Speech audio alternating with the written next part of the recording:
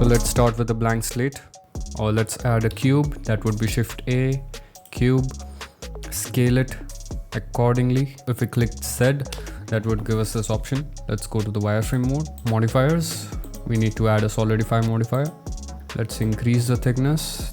Let's make it 0.7 maybe. Let's copy this modifier. Let's duplicate here. Let's change the thickness so that we get this 4 layered cube. Let's go back to the solid view again. Let's add a wireframe modifier. So here it is. So we have got the base structure ready. Let's add emission material to it. Here's the material, new, and let's switch it to emission. Let's change the color to something blue, and let's increase the strength. Let's go to the rendered view. So this is how it looks.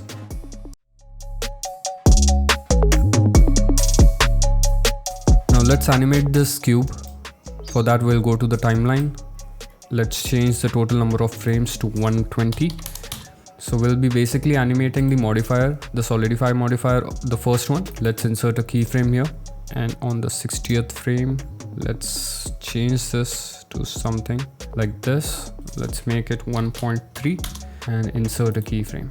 So on the 121st frame, let's bring it back to 0.7 and insert a keyframe.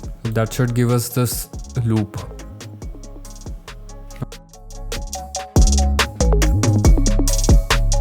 Now let's add one more cube. That would be Shift A, cube, and let's scale it so that it covers this entire first cube. Let's go ahead and assign some material to it. Material, new, and under the roughness we'll decrease it all the way, and under the transmission we'll increase it all the way. And here in the settings, we need to make sure that the screen space refraction is enabled.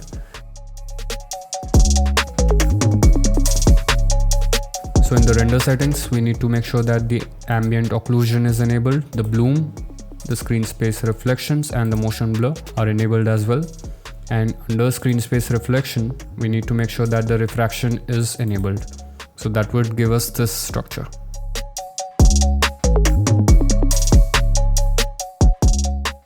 Now let's animate the rotation of this cube. We'll parent the second cube to the first one. For that, we'll select the first cube. Then we'll select the second cube, and under object, we'll go to the parent and we'll select object. That should parent the second cube to the first one, as you can see here. And now what we'll do is we'll animate this cube, and that should automatically reflect on the second cube as well. So select the cube, hit N. That should give us the transform panel. On the 0 frame, let's rotate it in the X and Y direction. We'll right click on the X rotation, insert a keyframe, and on the 121st frame, we'll go to the 121st frame. We'll rotate it to 360 degree. That should give us the complete animation loop, and insert a keyframe. Now you see this should be animating. Let's follow the same process with the Y-axis as well. So in the Y-axis, we need to replace the keyframe for now.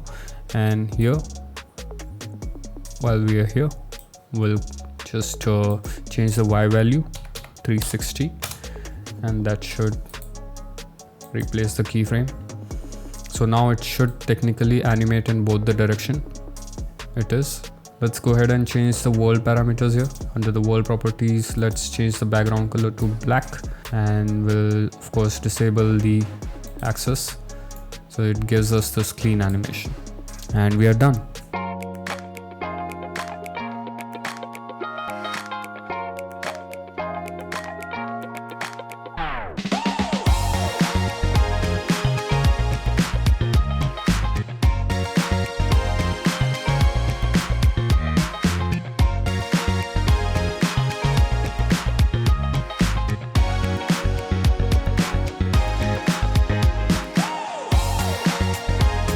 Hey, so I've been experimenting with the video format, the templates and the effects, and I really hope you liked it. And if you did, a like or a subscribe would be tremendously amazing. Any feedback, any suggestion, they're all welcome. So that's all for this video. I'll see you in the next one. Cheers.